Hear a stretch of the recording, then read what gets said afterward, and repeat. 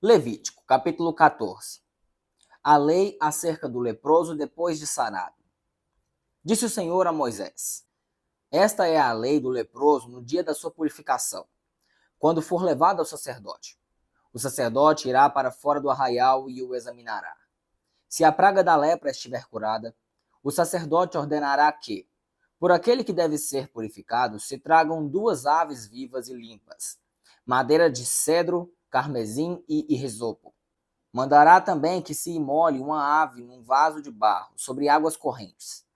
Tomará a ave viva, a madeira de cedro, com o pano vermelho e o hisopo, e os molhará com a ave viva, no sangue da ave morta, sobre as águas correntes. Sobre aquele que deve ser purificado da lepra, espargirá 7 vezes e o declarará limpo. Então soltará no campo a ave viva.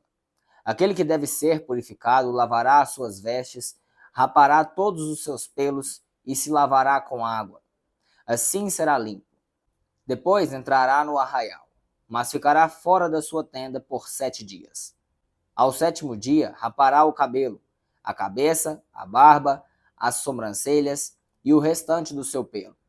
Lavará as suas vestes e banhará o corpo com água, e então será limpo.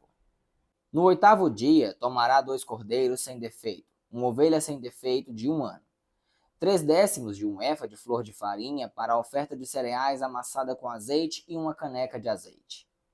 O sacerdote que faz a purificação apresentará perante o Senhor o homem que deve ser purificado com aquelas coisas, na entrada da tenda da congregação.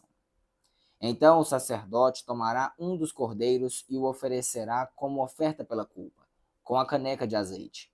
Ele os moverá por oferta movida perante o Senhor. Então imolará o cordeiro no lugar em que se imola a oferta pelo pecado e o holocausto, no lugar santo. Tanto a oferta pela culpa como a oferta pelo pecado pertencem ao sacerdote. É coisa santíssima. O sacerdote tomará do sangue da oferta pela culpa e o porá sobre a ponta da orelha direita daquele que deve ser purificado, e sobre o polegar da sua mão direita, e sobre o polegar do seu pé direito. Também o sacerdote pegará azeite da caneca e o derramará na palma da sua própria mão esquerda. Então molhará o dedo direito no azeite que está na sua mão esquerda, e daquele azeite com o seu dedo espargirá 7 vezes perante o Senhor. Do restante do azeite que está na sua mão, o sacerdote porá sobre a ponta da orelha direita daquele que se há de purificar, e sobre o dedo polegar da sua mão direita, e sobre o dedo polegar do seu pé direito, em cima do sangue da oferta pela culpa. O restante do azeite que está na mão do sacerdote, este o porá sobre a cabeça daquele que deve ser purificado. Assim o sacerdote fará expiação por ele perante o Senhor. Também o sacerdote oferecerá a oferta pelo pecado e fará expiação por aquele que deve ser purificado da sua imundícia. Depois imolará o holocausto e o oferecerá com a oferta de cereais sobre o altar. Assim o sacerdote fará expiação pelo ofertante que ficará limpo. Se, porém, for pobre e os seus recursos insuficientes, tomará apenas um cordeiro para a oferta pela culpa, como oferta movida para fazer expiação por ele. Levará a 10ª parte de um efa de flor de farinha amassada com azeite, para a oferta de cereais, e uma caneca de azeite, 2 rolinhas ou 2 pombinhos, conforme os seus recursos, dos quais um será para a oferta pelo pecado e o outro para o holocausto. Ao 8º dia da sua purificação, os trará ao sacerdote, à entrada da tenda da congregação, perante o Senhor. O sacerdote tomará o cordeiro da oferta pela culpa e a caneca de azeite e os moverá por oferta movida perante o Senhor. Então o sacerdote imolará o cordeiro da oferta pela culpa e pegará do sangue da oferta pela culpa e o porá sobre a ponta da orelha direita daquele que deve ser purificado, e sobre o polegar da sua mão direita, e sobre o polegar do seu pé direito.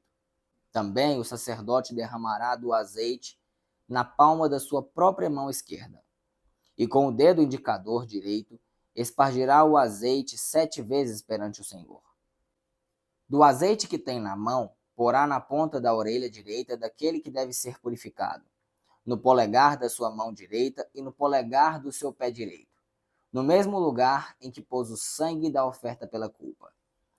O que sobrar do azeite que tem na mão, o sacerdote porá sobre a cabeça do que deve ser purificado, para fazer expiação por ele perante o Senhor.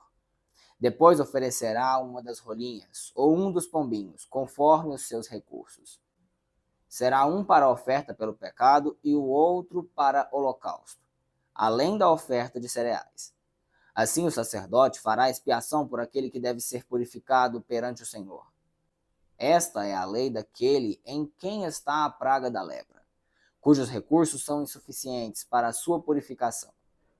Disse o Senhor a Moisés e a Arão: quando entrardes na terra de Canaã, que vos darei por propriedade, e eu enviar a praga da lepra a alguma casa da terra que vos pertence, o dono da casa o fará saber ao sacerdote, dizendo: parece-me que há praga em minha casa. O sacerdote ordenará que esvaziem a casa antes de ir examinar a praga, para que não seja contaminado tudo o que nela há. Depois entrará o sacerdote para examinar a casa. Se ao examinar a praga notar nas paredes da casa manchas verdes ou vermelhas, parecendo mais profundas do que a parede, o sacerdote sairá da casa e a isolará durante 7 dias. Ao 7º dia, o sacerdote voltará, e se constatar que a praga se alastrou pelas paredes da casa, ordenará que arranquem as pedras em que estiver a praga e que as lancem fora da cidade, num lugar imundo. Fará raspar toda a casa por dentro, e o pó da raspagem será lançado fora da cidade, num lugar imundo. Depois tomarão outras pedras e as porão no lugar das primeiras, e a casa será rebocada com outra argamassa. Se, porém, a praga tornar a brotar, depois de arrancadas as pedras e de a casa ter sido raspada e rebocada, o sacerdote voltará para a examinar. Se a praga se tiver estendido na casa, é lepra maligna, e a casa está imunda.